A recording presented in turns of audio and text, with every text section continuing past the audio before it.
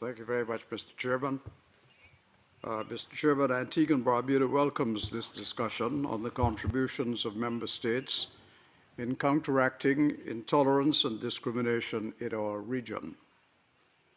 We thank the delegation of Mexico for requesting this important item on today's agenda, and we thank you, Chair, for including it. We also thank the speakers who we've heard this morning for their very insightful and passionate remarks. We also acknowledge the efforts of the inter-American community in upholding the fundamental principles of equality, human dignity, and respect for all. It is a moral imperative enshrined in international law and human decency that we reject intolerance and discrimination in all their forms. Antigua and Barbuda has known throughout our own history the devastating impact of racial injustice, systemic discrimination, and colonial oppression. We've also experienced the resilience of the human spirit in overcoming such injustices. The legacy of these struggles, however, continue to inform our unyielding commitment to forging societies based on inclusivity, respect, and equal opportunity. Mr. Chair, as you know, Antigua and Barbuda was the first member state of the OAS to sign and ratify the Inter-American Convention Against Racism, Racial Discrimination, and related forms of intolerance. That is a fact about which we are very proud. But it remains a matter of sadness and disappointment for us that almost 13 years later, only 6 of our member states have deposited the instruments of accession or ratification to this important Convention Against Racism.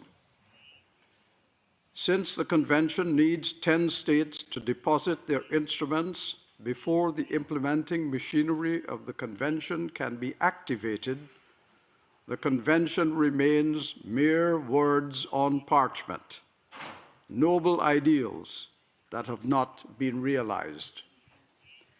Therefore, it gives rise to a judgment about how serious are our countries when we make statements protesting racism, racial discrimination, and related forms of intolerance, but we do little to implement the machinery. Once again, Mr. Chairman, Antigua and Barbuda calls on all delegations to remove this blemish on the record of the Organization of American States. Let us move this organization beyond a forum for talk, for declarations, and for statements, to one of meaningful action. These conventions mark significant steps toward codifying our collective aspirations for a more just and equitable hemisphere. Yet we must recognize that conventions alone do not transform societies. Actions do. Despite the progress made, our region remains marred by persistent racial and ethnic inequalities, discrimination against migrants, the marginalization of indigenous peoples, gender-based discrimination, and the rise of xenophobia. These injustices corrode the very foundations of democracy and human rights that the OAS was established to protect. The work before us, Mr. Chairman, is very far from over. These instruments are not symbolic. They are frameworks for real, tangible change.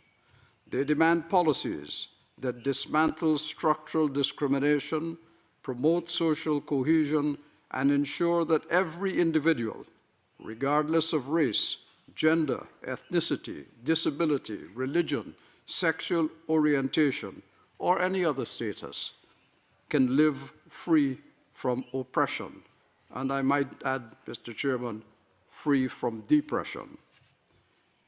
In our own national context, Antigua and Barbuda has championed legal and policy measures to safeguard against discrimination. We continue to advocate for the empowerment of marginalized groups, from our youth and women to persons with disabilities and mental health challenges. But we too know much work needs to be done in educating sectors of our own societies, particularly religious communities, on LGBTQI+ communities. We continue that work in earnest, despite the obstacles, most of which are imported into our region. Mr. Chair, in our collective fight against intolerance, we must be vigilant. Hate has found new spaces in which to thrive, especially in this digital age.